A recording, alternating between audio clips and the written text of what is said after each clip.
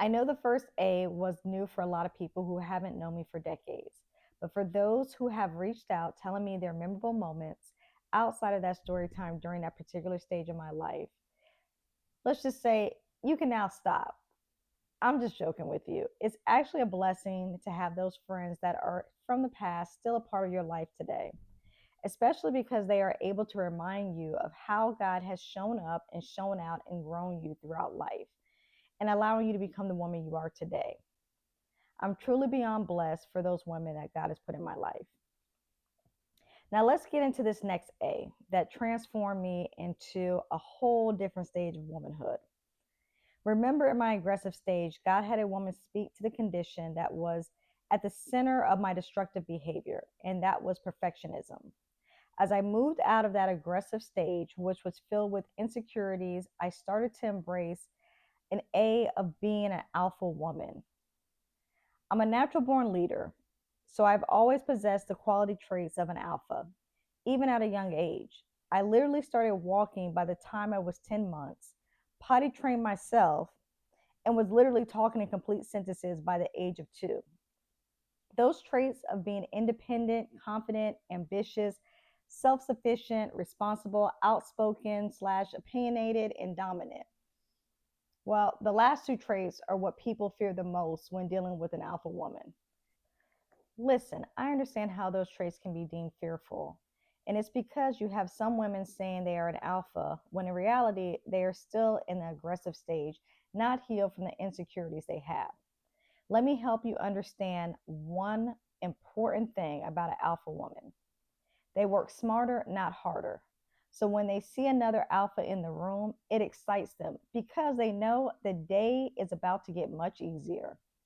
Now, where a lot of women fail in this stage is their inability to understand the weight of their influence, strength, and the power they possess in their mere presence.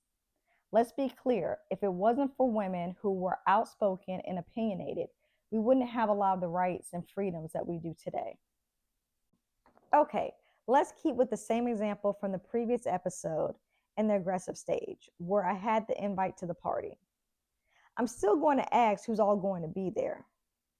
And even though I'm not dealing with that particular person still, instead of trying to prove a point and going to the party and making everyone uncomfortable, I decide to politely excuse myself by just making the statement of, well, I'm still not really dealing with that particular person. So I'm going to just sit this one out. Look at God. Look at that growth that I have all of a sudden, knowing how to remove myself from a situation.